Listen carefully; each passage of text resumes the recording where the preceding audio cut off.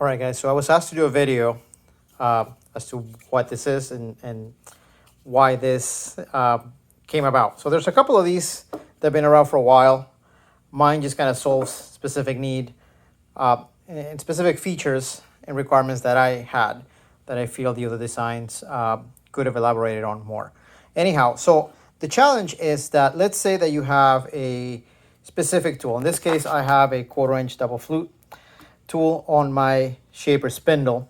And the first thing that you typically do if you're going to grid or create a grid on a piece of stock is you'd have to remove this tool, flip it over. So that means taking this out of the spindle, taking this, flipping it over, tightening this, putting it back in, and then going through the gridding routine here, and then come in and probe your stock.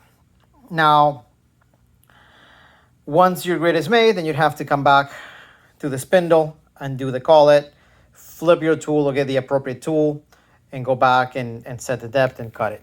So what this allows you to do is, it allows me, or anybody that has one, to, when you are creating a grid, or when I create a grid, all you have to do is just take out your old spindle, take this guy, take into account that you have a 1/4 inch end mill or an 1/8 of an inch end mill, drop it in, and it's not going to drop in and fall to the ground. There's a little bit of resistance here. That's part of the design, which makes it be a little bit more concentric, because that's important. And that's the reason why I decided to go with an actual collet holder, collet nut, because then it ensures that this axis is perpendicular to the probing plane.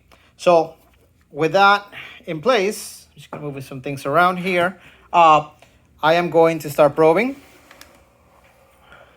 and I can go to my stock and say that I'm going to create a new grid. Let's just modify this one. It doesn't really matter. I'm gonna say 25 hundredths or 250 thou. Hit done.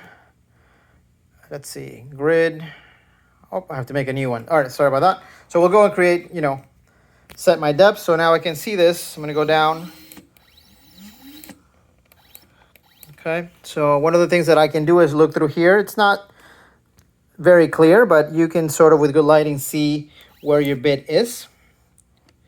Okay, and I know that right around there I'm touching already. So if you've done grading with either a device like this or the spindle, I mean, the idea is not to ram the device, is to come up and just touch it, right? So I'm gonna set my depth, 25 or 1/4 inch. And yep, that is correct. And I'm going to probe the edges like you would in any other scenario, right? So I'm gonna probe this edge. I'm gonna probe this edge. Yep. And then I'm gonna come and probe this edge. And there's my grid. So there's a little bit of shift on the images, but there is my new grid. So now what I can do is I can just take this out, right? Pull it out and put in my other tool. So it comes right out, and then I can go and grab my spindle and cut.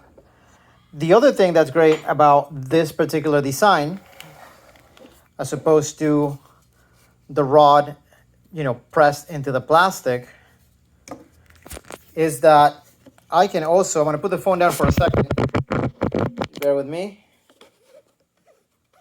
is that I can have an actual tool with a point.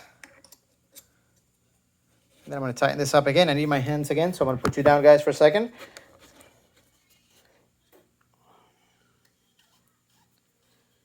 Okay, and now I have a pointer.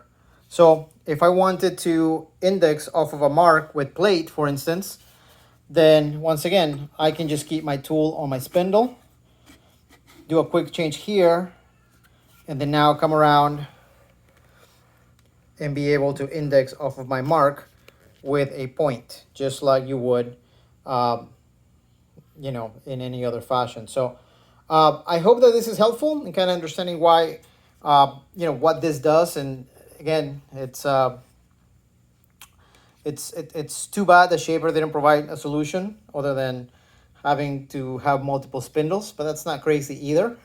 But if you're not cutting, why spend money on a secondary spindle just for probing, right? So that's why these exist. And again, I am still, so I've been working with this for about a week already. There's an ER11 version, which is slimmer, gives you a little more clearance so you can see. So they're both equally strong. And yeah, any questions, post them, let me know.